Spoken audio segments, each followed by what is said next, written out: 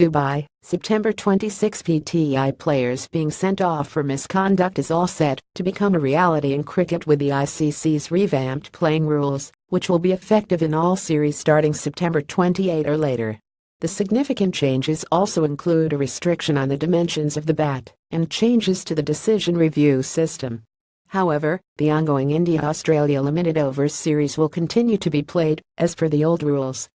All of these rules will come into effect from the two upcoming Test series when South Africa host Bangladesh and Pakistan take on Sri Lanka in the United Arab Emirates. The ICC playing conditions will now incorporate the relevant clauses from the MCC Laws of Cricket 2017 Code, meaning that all the playing regulations will be captured in one document for each format. Most of the changes to the ICC playing conditions are being made as a result of changes to the laws of cricket that have been announced by the MCC. We have just completed a workshop with the umpires to ensure they understand all of the changes, and we are now ready to introduce the new playing conditions to international matches, ICC General Manager Cricket Jeff Alarda said. To maintain the balance between bat and ball, the size of the edges of the bats as well as their thickness will now be restricted. The restriction on the length and width of bats remained unchanged, but the thickness of the edges can't be more than 40 millimeters, and the overall depth can be 67 millimeters at the most. Umpires will be issued with a new bat gauge, which they can use to check a bat's legality, the ICC stated.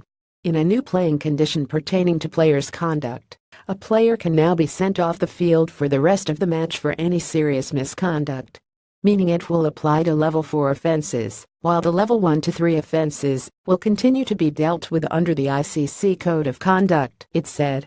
Threatening to assault an umpire, making inappropriate and deliberate physical contact with an umpire, physically assaulting a player or any other person, and committing any other act of violence all constitute level 4 offenses, it added.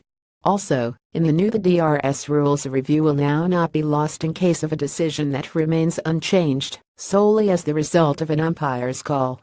As for DRS in test matches, there will be no more top-up reviews after 80 overs of an innings, meaning that there can only be 2 unsuccessful reviews in each innings, while the DRS will now also be allowed to be used in T20s.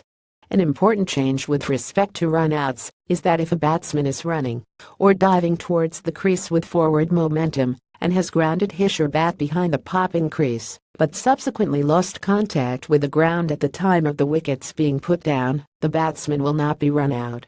The same interpretation will also apply for a batsman trying to regain his or ground to avoid being stumped. For boundary catches, airborne fielders making their first contact with the ball will need to have taken off from within the boundary, otherwise a boundary will be scored. Besides, a batsman can now be out-caught, stumped or run out, even if the ball bounces off the helmet worn by a fielder or wicket-keeper.